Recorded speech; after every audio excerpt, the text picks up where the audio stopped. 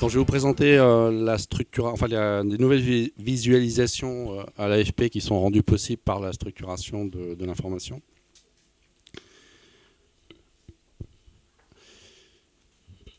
Donc, le Media Lab de l'AFP que je dirige est une start-up, une sorte de start-up à l'intérieur de l'AFP. C'est une petite équipe transdisciplinaire de 6 personnes qui est dédiée à développer donc, des innovations de procédés, de produits et de services.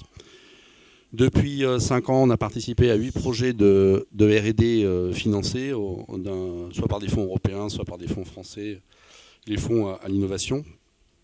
Et on a donc conclu un certain nombre de partenariats avec des instituts de recherche français et européens, ainsi qu'avec des PME innovantes.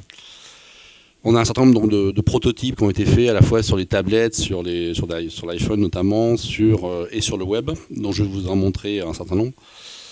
Et on a une approche donc, transdisciplinaire en termes de media studies, en fin de compte, l'étude des médias au sens large, et en partant du journalisme évidemment, et de l'informatique.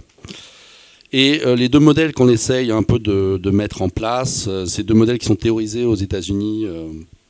Il y a le modèle du User Innovator, qui est théorisé par Eric Von Hippel au MIT Sloan School of Management à Boston. Le modèle du User Innovator, c'est l'usager qui innove, en fin de compte, qui essaye de résoudre un problème qui se pose à lui et qui essaye d'innover. Et puis le deuxième modèle, un petit peu, c'est la Disruptive Innovation. C'est un modèle là, qui est théorisé par Clayton Christensen à Harvard, qui est un modèle où on essaye de faire des choses qu'on ne faisait pas avant. C'est-à-dire on essaye vraiment de faire des choses en innovation de rupture. Alors, les axes de travail, c'est à la fois la structuration de l'information, donc c'est essentiellement l'enrichissement en métadonnées des documents AFP, pour augmenter la valeur d'utilité de ces contenus, le référencement sur les moteurs de recherche, l'interopérabilité et la réutilisation des contenus, notamment par les machines. Donc ça a conduit à de nouvelles interfaces, des visualisations multi-écrans des informations AFP, donc je vais vous montrer un certain nombre. Et puis on a un volet aussi de veille stratégique, web sémantique, web temps réel, sur toutes les nouvelles technologies. Donc le premier prototype que je vais vous montrer, c'est un prototype qu'on a fait avec Libération. C'est un comparateur de citations, c'est-à-dire c'est un moteur de recherche dans lequel on a indexé des citations qui ont été repérées par un outil linguistique. Le premier exemple, c'est du fact-checking sur la polémique avec Sarkozy sur la fête du vrai travail. Donc là, on pouvait très rapidement remonter jusqu'à la première dépêche dans laquelle on a effectivement la citation qui a été prononcée par Sarkozy, que vous voyez ici, qui s'affiche à l'écran dans le deuxième paragraphe. Donc on a utilisé là un moteur qui permet donc de comparer la parole politique. Alors déjà comparer, analyser qu'est-ce qu'ont dit les hommes politiques sur tel ou tel sujet, mais on pouvait comparer différents candidats entre eux ou différentes personnes de toutes les personnes qui ont parlé sur une thématique donnée. L'outil de l'INRIA qu'on a utilisé faisait des liens automatiques vers donc l'INRIA Alpage, qui est un laboratoire de Paris 7, et un outil linguistique qui permet donc d'annoter les corpus, d'annoter les dépêches avec une détection de ce qu'on appelle des entités nommées, c'est-à-dire les noms propres de lieux, d'organisations et de personnes. Et là, on avait juste gardé les noms de personnes et on a fait donc des annotations avec des liens automatiques sur Wikipédia à partir donc de tous les noms de personnes ici. Voilà, j'ai un zoom là. Donc on a utilisé pour ça un nouveau format du Conseil interprofessionnel de la presse et des télécommunications qui s'appelle AirNews, qui est un format, pour les gens un peu plus techniques, c'est du RDFA, c'est des annotations en RDF. Voilà, vous avez à l'écran le logo du AirNews. AirNews est un format qui est poussé par l'Associated Press aux États-Unis et par le New York Times. Donc c'est un format d'annotation sémantique qui vient enrichir le contenu et notamment améliorer le référencement sur les moteurs de recherche. Je repasse très rapidement. Voilà. Donc ça a été bâti ce projet, c'est l'aboutissement de 3 projets de R&D dans lesquels on a travaillé sur cette détection de citation. Et là, ce que vous voyez à l'écran, c'est une interface interne à l'AFP qu'on utilise plus qui pensait davantage comme un outil de travail pour les journalistes professionnels. Donc on a une interface qui est un peu moins ludique que celle qu'on avait fait sur Libération, qui permettait de comparer directement 2 personnes qui parlent sur un même sujet. Là, on va pouvoir analyser, aller faire des recherches croisées entre des candidats, entre les lieutenants des candidats, entre n'importe quelle personne, et sur des thématiques très précises. Donc là, on retrouve la même dépêche sur Sarkozy. Tout ce que vous voyez en jaune, c'est ce qui est stocké en base de données. Donc on avait même on a développé un module de détection d'anaphore au-dessus, d'un point de vue linguistique, ce qui veut dire repérer a-t-il déclaré, a-t-il ajouté, etc. En fait, ce genre d'anaphore pronominal, par exemple, où a déclaré le candidat, ou a déclaré le président de la République. Donc ça permettait de le rajouter et de le remettre par rapport à la dépêche. Ici, ce que vous voyez aussi, c'est que tous ces liens automatiques vers Wikipédia, on les a ramenés. En fin de compte, on ramène l'information distante dans la page. C'est-à-dire au lieu le lien hypertexte n'est plus un synonyme de naviguer de page en page, de sortir de la page, sinon qu'on ramène la connaissance implicite du lien sur Wikipédia dans la page web. Donc vous voyez à l'écran la photo de Sarkozy qui s'affiche. En fin de compte, c'est la page Wikipédia mobile de Wikipédia qui s'affiche dans la page web.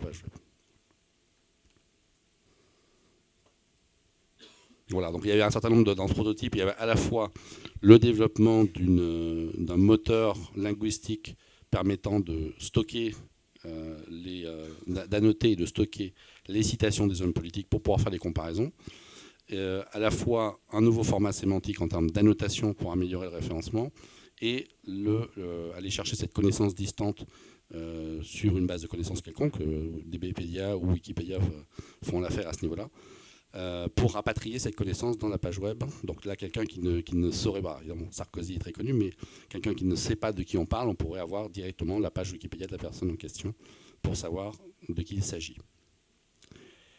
On avait décliné le même moteur, donc c'est toujours le même serveur qui alimentait le proto de Libé, notre proto interne et une application iPhone qui permettait donc de s'abonner par exemple à toutes les déclarations d'un ou plusieurs candidats et de recevoir directement sur l'iPhone, à chaque nouvelle citation d'un candidat, de recevoir le document en question et de pouvoir consulter le document sur l'iPhone. Sans transition, je passe sur une partie de l'InData en termes de structuration de l'information. Ce qu'on a fait, un des premiers travaux qu'on a fait au Media Lab de l'AFP, ça a été de géolocaliser toute la production multimédia de l'AFP avec un web service sur GeoNames permettant de récupérer des métadonnées de latitude et longitude. Ce que vous voyez à l'écran, c'est du NewsML, c'est du XML pour les news, donc c'est un format qui est utilisé par toute l'industrie des journaux et des médias. On a donc une balise location dans laquelle nous, ce qu'on diffusait jusqu'à présent était tout ce qui était en noir, c'est-à-dire juste l'endroit où on avait écrit un document et le code ISO du pays. Le simple fait de rajouter ces métadonnées de latitude et de longitude sur les documents, de manière supervisée par les journalistes qui ont une petite carte de contrôle dans le système d'édition qui leur permet de vérifier que c'est bien positionné au bon endroit. Ça, on l'a fait parce que au départ, Google News le faisait en automatique. Par exemple, ils mettaient des tremblements de terre de San José au Costa Rica, en Californie, ou mettaient des infos de Tripoli en Libye et au Liban, ou inversement des infos du Liban en Libye. Donc ça nous permet de vérifier visuellement que ça se passe bien au bon endroit où c'est supposé se passer. Et ce simple ajout de 2 métadonnées comme ça nous permet de fabriquer de nouvelles visualisations comme celle-ci. Alors ça, c'est un enregistrement vidéo, mais a priori, ma connexion Internet marche maintenant, donc je vais pouvoir montrer ça en live aussi. Donc le principe, c'est quoi? C'est qu'on a récupéré le framework de la NASA qui s'appelle NASA Worldwide. Donc c'est une carte open source qui a été diffusée par la NASA, une carte 3D donc, du globe, sur laquelle on va positionner dynamiquement l'information de l'AFP. Et c'est une carte qui se rafraîchit automatiquement, 365 jours sur 365, 24 heures sur 24. Dès qu'il y a une nouvelle info, ça vient se mettre sur la carte. Donc je vais passer au live. Voilà, vous avez la carte en live ici. Alors peut-être qu'elle est un petit peu décalée. Alors ce qui apparaît ici, c'est par rapport à notre comment dire, alors sur l'arabe, on a des petites difficultés encore d'affichage. Ce qui apparaît ici, c'est le titre, la photo, la première photo, et éventuellement une description. Je vais enlever peut-être la description d'ailleurs, ça nous permettra de mieux voir. Des informations qui sont diffusées sur Internet par l'AFP. C'est les mêmes informations que vous voyez sur le portail d'Orange, par exemple, ou sur TV5 Org, ou sur une foule de clients. Mais ça reste combien de temps ? Ça reste le temps que... Alors ça tourne déjà. Donc ça tourne, on met ce qu'on veut. C'est-à-dire que là, on peut mettre n'importe quelle rubrique de ce journal internet. On a c'est des titres en fin de compte. Notre produit multimédia journal internet, c'est un journal hiérarchisé qui va donner les principales infos dans toute une série de rubriques différentes. Et donc on va afficher ces rubriques au fur et à mesure sur l'écran. Elles vont tourner en fonction du nombre de rubriques qu'on aura sur l'écran. Alors c'est pas sur Paris, là en fin de compte c'est segmenté, là c'est les top news, en fin de compte c'est la une si vous voulez. Donc là j'ai mis la une en français, en anglais, en allemand, en espagnol et en arabe. Et sur l'arabe on utilise une autre technique d'affichage qui fait qu'on a une différence d'affichage qui est manifeste. On a encore un petit bug au niveau des langues non européennes. On arrive à afficher du chinois aussi. Mais ça, c'est des partenariats de traduction. L'AFP travaille en 6 langues, donc il y a le portugais en plus des 5 langues qui sont là sur l'écran. La traduction, non, pas du tout. C'est fait par des journalistes de l'AFP. Donc le journal internet français est fait à Paris.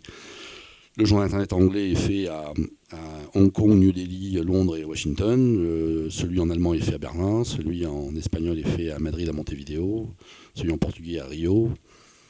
Celui en arabe à Nicosie. Voilà. Donc ça, c'est un produit qui est pensé pour les écrans publics notamment, et, par exemple sur les aéroports, mais également n'importe quel type d'écran public, partout où il y a une queue d'attente. Voilà, c'est mettre de l'information. Alors on peut mettre la description en plus, hein, mais le principe c'est ça, c'est d'amener de l'information sur les écrans publics.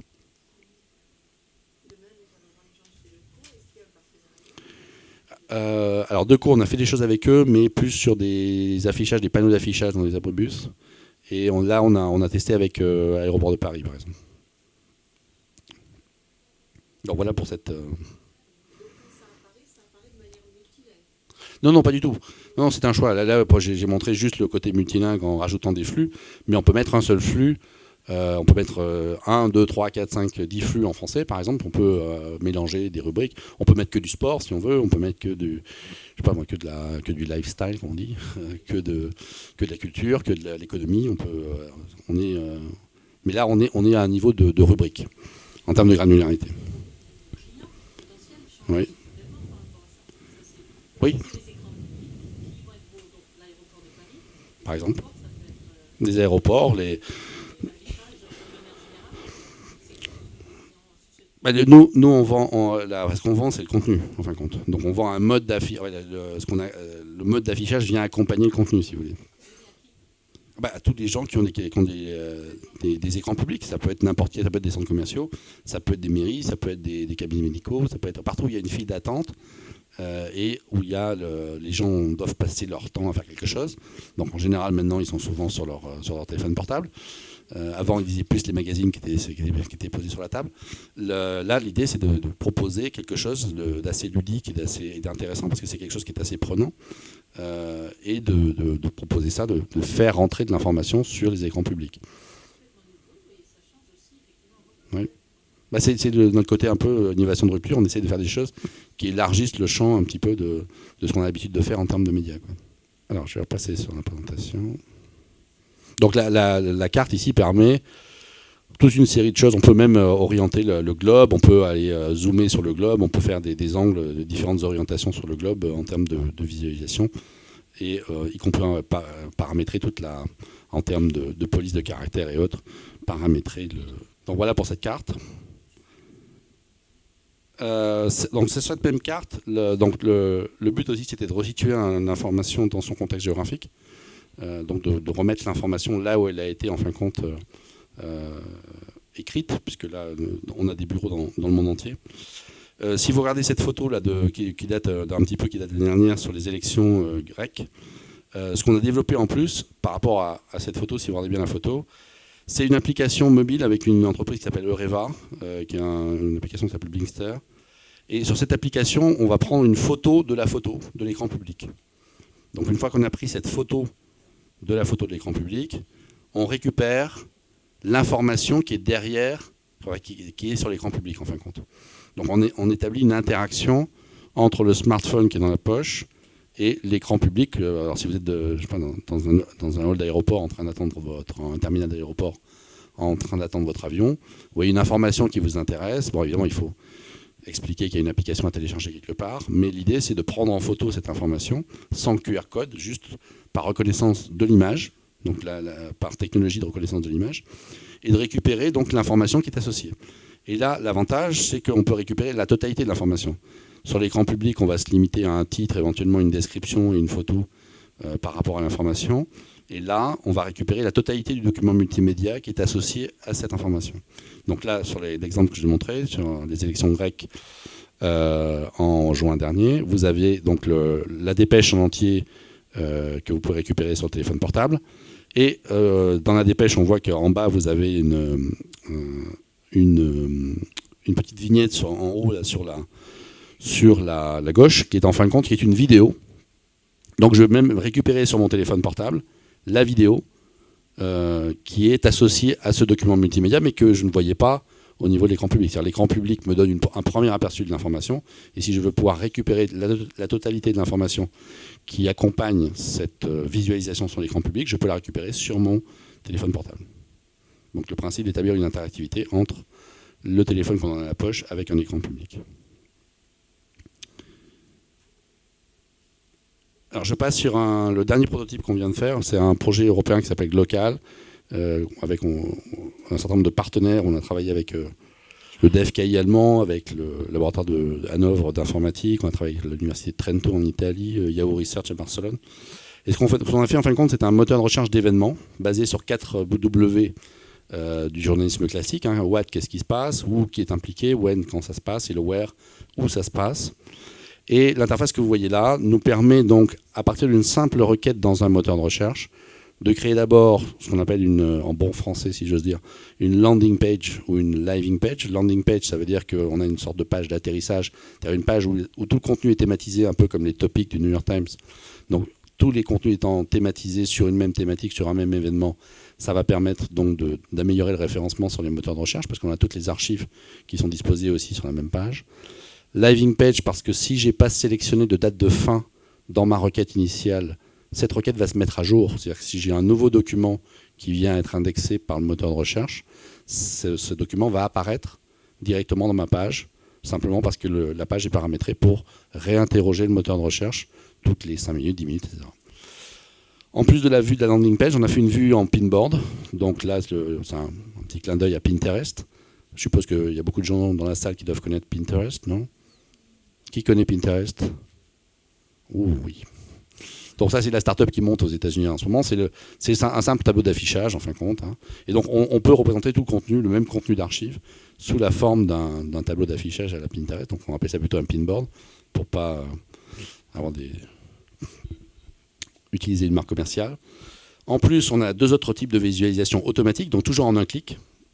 Une carte qui est à peu près l'équivalent de ce que vous avez vu avant, mais qui est cette fois-ci une carte web. Donc ça, c'est une carte. Donc là, je suis sur une Google Maps. Et donc le même contenu que j'ai sélectionné, donc ma requête initiale, que je n'ai pas forcément explicité, était sur des événements de football et sur Lionel Messi, joueur du Barça.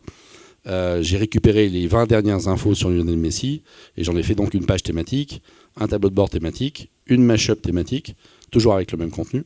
Un contenu donc je peux rafraîchir au fur et à mesure que vous voyez à l'écran. Là, j'ai des menus qui vont permettre soit de naviguer dans les différentes informations que j'ai affichées sur la carte. Et on a la possibilité également, je vais vous montrer ça en live après, de fabriquer une timeline automatique à partir du même contenu. Donc la timeline ici, on réutilise un outil open source du Knight News Innovation Lab de l'université de la Northwestern University à Chicago, qui est un outil de timeline open source en licence GPL. Et donc ce qu'on fait en fin de compte, c'est qu'en langage informatique, on instancie cette application. C'est-à-dire qu'on va la remplir, c'est un conteneur dans lequel on va mettre automatiquement le contenu qui provient de la requête dans le moteur de recherche.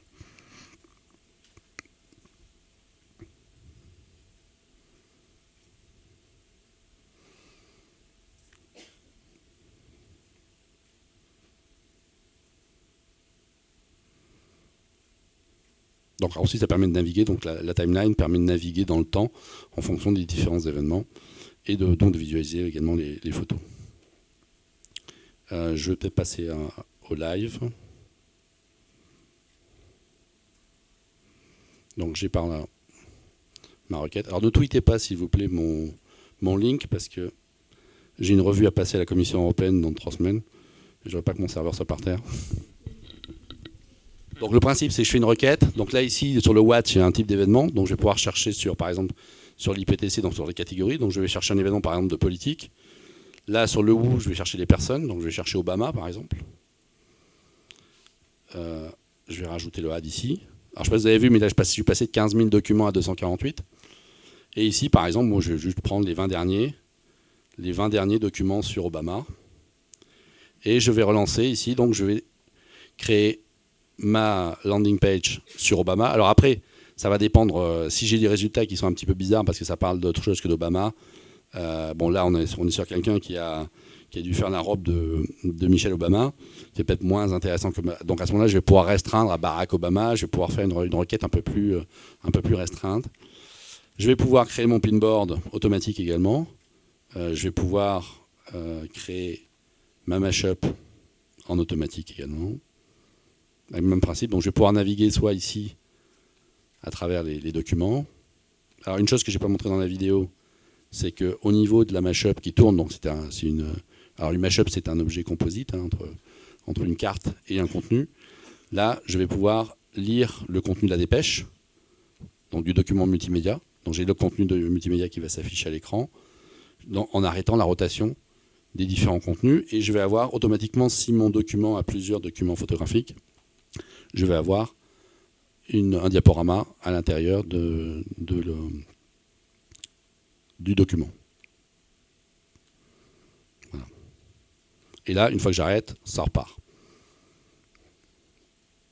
Donc je peux rentrer soit par le menu ici, et je peux pouvoir paramétrer aussi un URL shortener pour partager le contenu sur les réseaux sociaux, et puis je vais pouvoir paramétrer la fréquence de rafraîchissement. Ça veut dire que ma carte thématique, elle va se mettre à jour automatiquement si un nouveau document vient à être indexé et apporter un résultat à la même requête dans le moteur de recherche.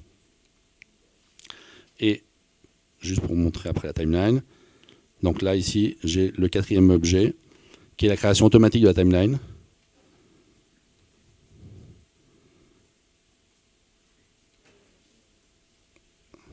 Donc là on peut naviguer. Je vais pouvoir naviguer soit dans la timeline ici, vous voyez, ça bouge, c'est de l'Ajax, on peut faire le bouger ici. Je vais pouvoir zoomer ou dézoomer sur la timeline. Et je vais pouvoir aussi passer au clavier au fur et à mesure. Donc on peut remonter le temps dans les deux positions. Et l'un des avantages, c'est qu'avec une simple requête dans un moteur de recherche, on va générer ces 4 objets de manière complètement automatique. Alors on pourrait imaginer une étape de supervision, c'est justement pour vérifier qu'il n'y a pas un document, un intrus, un document qui rentre dans cette représentation et qui ne devrait pas y être. On peut également consulter le document ici complet, donc y compris avec le diaporama, donc là sur l'investiture de Barack Obama. Comme vous l'avez dit, JCDecaux, ils ont un pôle recherche, et développement et innovation. Naviguer. Alors ça marche également sur iPad. Tout ce que je vous ai montré là, j'aurais pu le faire sur l'iPad. Ça marche également de la même manière. Malheureusement.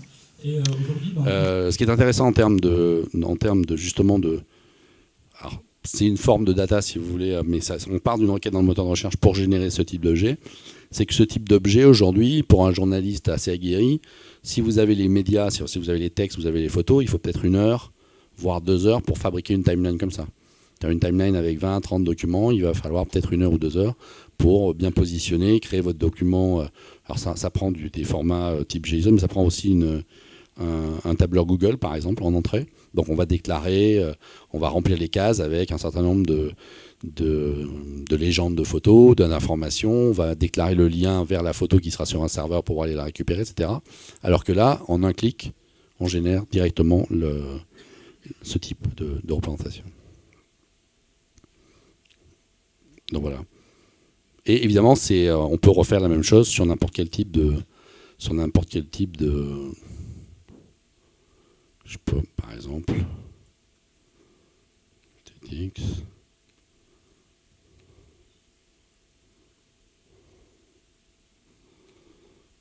Voilà, bon là j'ai que 6 résultats, mais je vais pouvoir en générer. Voilà, du Usain Bolt. Voilà, donc je peux, là, la granularité avec laquelle je vais pouvoir accéder au contenu est beaucoup plus fine que sur différentes rubriques ou différentes thématiques, si vous voulez, comme dans des pages de journaux, on va proposer de la culture, on va proposer du sport, on va proposer de l'économie, on va proposer de la politique. Là, je peux aller beaucoup plus finement, aller faire des recherches sur un événement très précis, ou qui concerne une personne, ou qui concerne un lieu. Et donc, je vais pouvoir subdiviser, en fin de compte, toute la production multimédia dans une série de produits, de micro-niches, sur des thématiques très précises.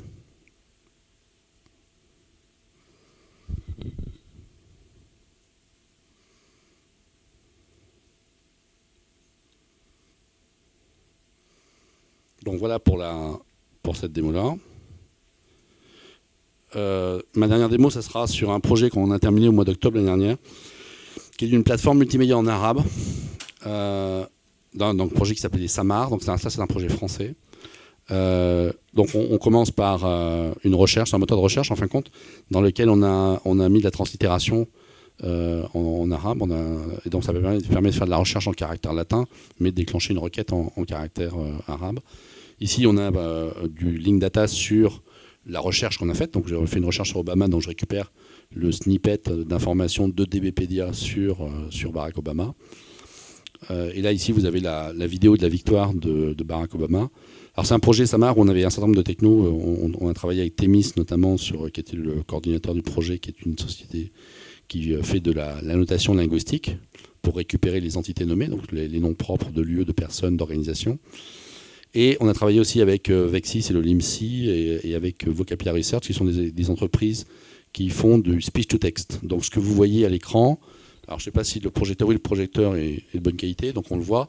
Le jaune que vous voyez à l'écran, c'est le locuteur qui parle. Je peux le prouver. Voilà. Vous avez donc le locuteur qui parle. Et ce que vous voyez en orange en dessous, c'est en fin de compte, c'est la souris. On peut naviguer dans la vidéo à partir de la transcription. Donc on est sur la transcription textuelle. Cette transcription textuelle, elle est synchronisée avec la vidéo. Donc ça va permettre de suivre où est-ce qu'on en est dans la vidéo. Mais après, on va pouvoir aussi naviguer et décider d'aller à tel endroit. Tiens, moi, ça m'intéresse, c'est cette partie-là de la déclaration qui m'intéresse. Je vais pouvoir naviguer dans la vidéo, soit avec les keyframes qui sont en bas, soit avec la transcription synchronisée avec la vidéo. Alors ça marche bien. Alors ça marche bien. Quand on est dans de la diction radiophonique, ça marche très très bien. Ça marche beaucoup moins bien si on a du bruitage, si on a des sons, enfin du bruit d'ambiance type une manifestation par exemple. Si on est dehors par exemple, ça marche beaucoup moins bien. Après certains accents passent mal. Et puis après, ce qui peut passer mal, c'est des événements soudains quelque part. Par exemple, je sais pas, quand il y a eu l'invasion de la Géorgie, de l'Ossétie du Sud par les Russes, par exemple, ou les Géorgiens, en 2008. Ossétie du Sud, c'était pas connu comme nom de pays, donc du coup, la transcription se plante à un moment donné. J'ai d'ailleurs, si vous voyez là, alors ce qu'on avait en plus, c'est on avait la traduction automatique en français et en anglais, ce que vous voyez en bas, qui a été fait par le LIMSI. Et là, la traduction est assez correcte, on comprend de quoi il s'agit. Alors, la traduction est plus correcte sur les dépêches que sur les vidéos, parce que sur les vidéos, on passe déjà dans une technologie qui apporte un peu de bruit, dans le sens où la transcription n'est jamais parfaite. Donc le fait de faire en plus une traduction sur quelque chose qui n'est pas déjà parfait, ça provoque des problèmes supplémentaires. Mais ce que vous voyez par exemple dans la dernière phrase, ici, on vous parle d'une soixantaine de l'Ohio, le Nevada, le Colorado. Donc les 3 États sont reconnus, mais le New Hampshire, il n'est pas reconnu. Donc on a un mot cabalistique là avec un petit H, un grand A, un petit M, un B. Et donc là, quand il y a une entité qui n'est pas reconnue dans le modèle de langage, ça provoque des problèmes. Mais sinon, c'est des technologies qui progressent énormément, oui. D'ailleurs, on les a maintenant sur le téléphone portable. L'interrogation de Siri sur iPhone, l'interrogation de Google par la voix, c'est exactement ça, c'est la transcription de la parole. Et ça commence et ça permet... Alors, l'un des gros avantages aussi, c'est que ça permet de référencer les vidéos, parce que vous avez toute la partie textuelle correspondante à la vidéo qui est indexée par les moteurs de recherche.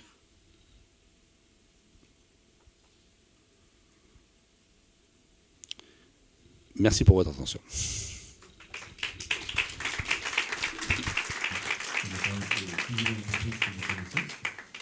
Dans le détail, donc c'est le numéro 1 mondial de son activité, la communication extérieure.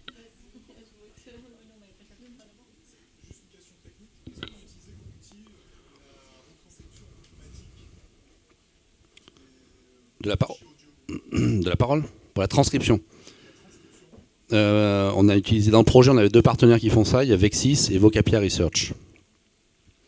Donc Vexis, c'est 2 sociétés qui sont spécialisées dans le traitement de la parole, qui ne faisaient qu'une il y a de ça, je sais pas, un an et demi, et qui sont disjointes maintenant. Le Vocapia Research est plus un essaimage, donc un spin-off du LIMSI, qui est le laboratoire du CNRS, qui est spécialisé dans tout ce qui est traitement du langage, notamment traitement de la parole, traitement du signal. Et la seconde société? Alors Vexis et Vocapia Research. D'accord. Donc les deux étaient en fin de compte, Vocapia Research maintenant s'appelle Vocapia Research parce que Vexis a été racheté par Bertin Technologies et avant ça faisait la même société, ça s'appelait Vexis et Vexis Research. Voilà, c'est 2 sociétés qui sont dans le sud de Paris, enfin dans les banlieues sud de Paris. C'est des sociétés, c'est des technologies qui ont été souvent été utilisées par les secteurs défense et police, en fin de compte. Souvent la défense. Exalid aussi qui travaillait, non, sur la reconnaissance vocale, vous aviez travaillé oui avec et non. Exalid a fait un proto dans leur labs qui s'appelle Voxalid et qui en fin de compte est une démonstration par rapport à l'intégration de la technologie de Vexis. Voilà. Et je crois que ça a été fait dans le cadre du moteur de recherche Quaero. Ouais.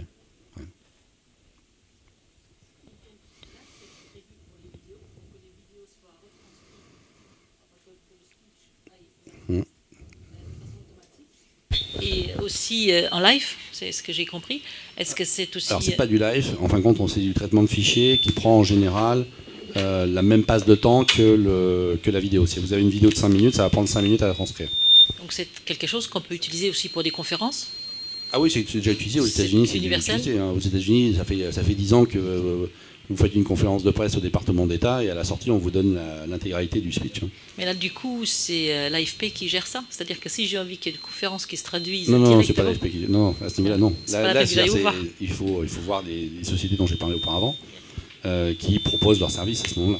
Nous, l'idée d'utiliser ça, c'est plutôt de faire ça aussi de manière supervisée. C'est-à-dire que les journalistes qui le font parfois à la main ou qui retranscrivent des métadonnées par rapport aux vidéos qu'ils sont en train d'envoyer, déclencherait, enfin, on extrait une bande son, on l'envoie à un service duquel on récupère la transcription et elle est vérifiée par un humain qui peut corriger justement d'éventuelles erreurs dans le...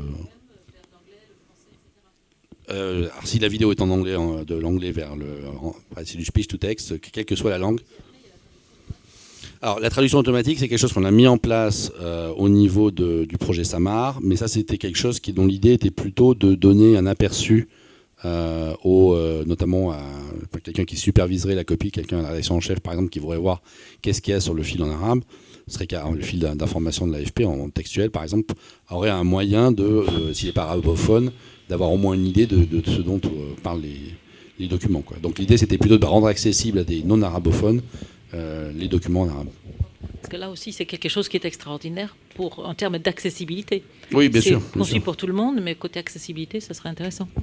Mais ça Google le fait depuis quelques années et ça progresse énormément. Le problème de Google, c'est qu'il utilise l'anglais de langue pivot. Donc ça veut dire que si vous demandez une traduction en français, a priori, ce qu'on pense, c'est qu'ils traduisent d'abord en anglais et ensuite ils traduisent de l'anglais au français. Donc effectivement, quand on traduit comme ça 2 langues, parfois ça peut donner des résultats qui sont moins bons. Mais prenez Google Translate sur Al Jazeera, par exemple, ça vous donne au moins un aperçu de quoi ça parle, quoi. Ouais. Ah oui, si on a besoin de récupérer l'information, de la vérifier, etc., il faudra passer par quelqu'un qui est arabophone. Ouais. J'avais une question en matière d'indexation des contenus audiovisuels. Si jamais vous mettez à disposition des séquences vidéo, sur les photos c'est peut-être plus simple en matière d'indexation, la question portait sur l'indexation. Si un journaliste va attraper un événement assez exceptionnel, est-ce que c'est lui qui va indexer le contenu? Est-ce que vous faites appel à des outils de reconnaissance d'objets aussi parfois? Est-ce que vous travaillez sur ce genre de choses? Alors on travaille avec l'INRIA dans un autre projet de recherche, on travaille sur la détection d'objets dans les photos, oui. Donc là on est plutôt sur la détection d'objets, par exemple sur des logos par exemple, de détecter des logos à l'intérieur des images. Et sur la vidéo aussi, vous travaillez. Enfin, vous pouvez faire un portage des technologies en image fixe sur de l'image animée ou il y a des labos qui commencent à faire ce genre de choses, mais c'est pas encore fait ça. Et là, ce que je vous ai montré, à part la première mashup qu'on appelle Earth News, donc c'est la carte qui tourne, ça c'est un produit maintenant, c'est un produit de l'AFP au catalogue. Tout le reste, c'est du proto aujourd'hui. Vous avez d'autres questions ?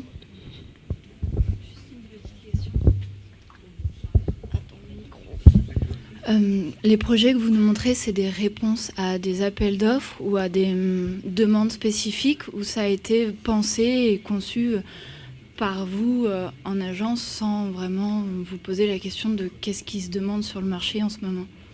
Alors la partie Earth News a été conçue entièrement par nous. Et là on était plutôt sur... enfin c'est une démarche... on pensait que ça serait intéressant de travailler sur ce genre de choses. Sur la partie... sur le reste, on est sur des appels à projets qui sont des appels à projets publics avec soit de la Commission européenne, soit des projets labellisés Cap Digital, voilà, ce genre de choses. Et là, on est avec des partenaires, et en fonction des technologies qui sont présentées dans le projet, on fait ce qu'on appelle des cas d'utilisation, et on va proposer un certain nombre de choses.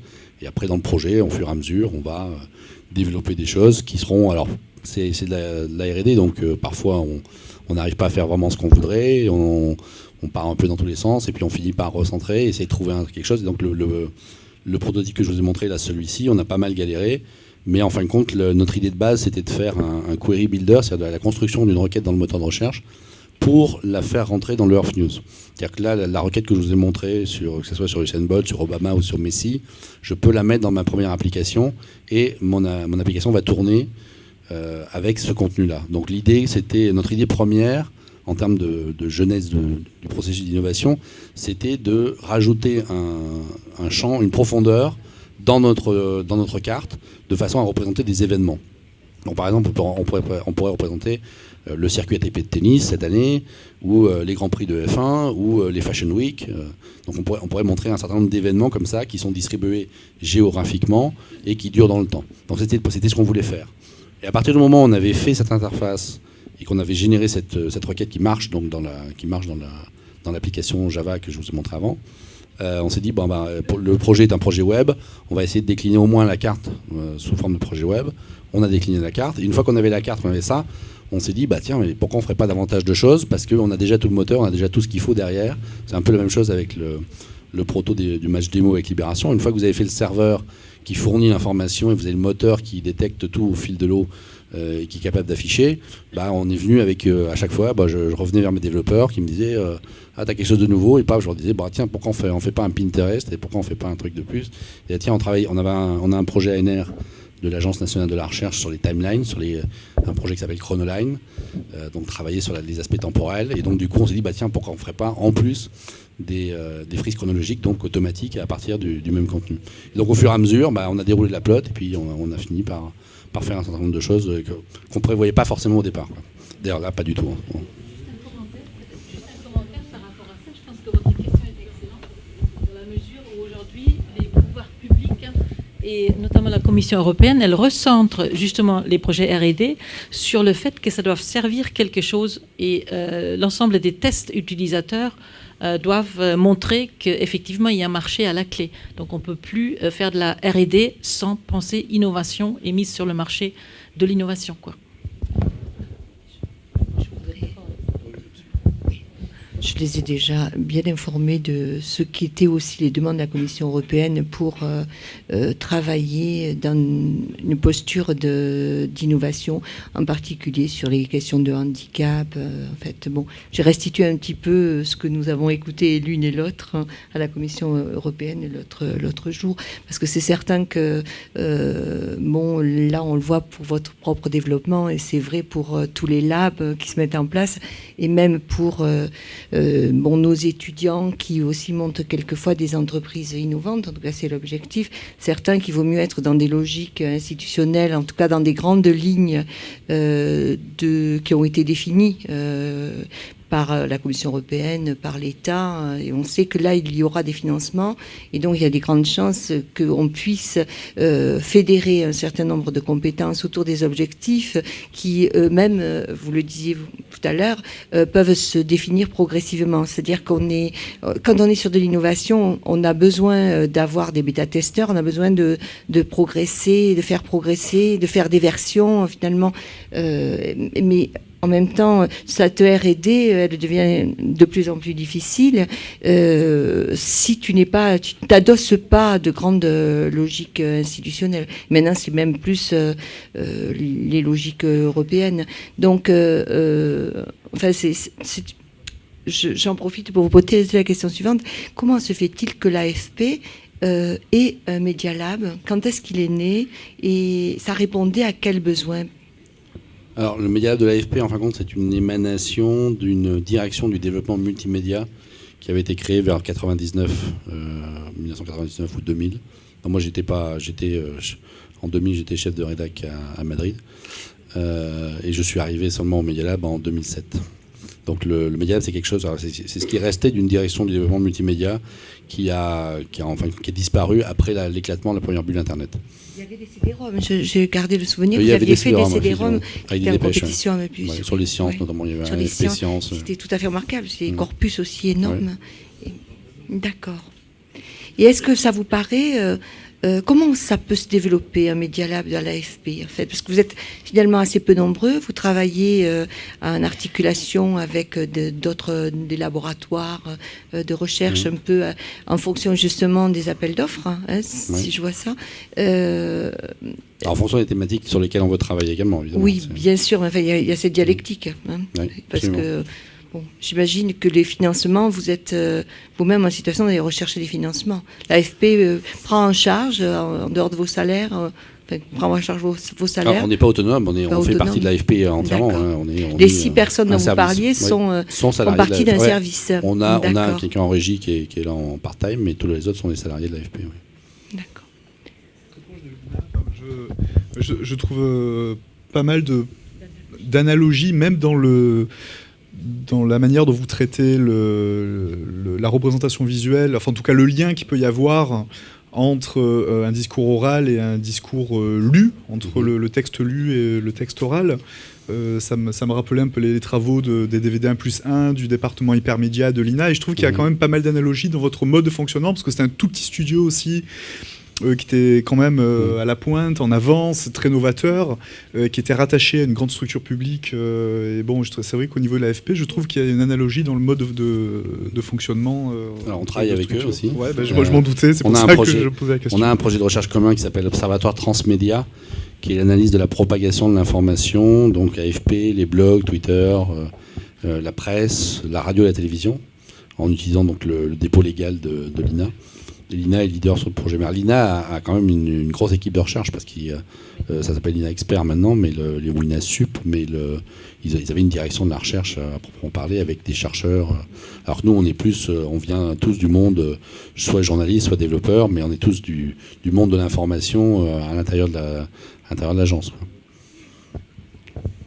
Très bien. Est-ce qu'il y a d'autres questions? Vous êtes sûr, parce que après, ce sera fini. Donc plus de... Qui veut faire un stage dans le transmédia, il va sûrement venir vous voir pour vous dire qu'est-ce que c'est que cet observatoire. Vous pouvez donner des coordonnées. Il n'y a pas de problème. Bon. Merci beaucoup. Merci à vous.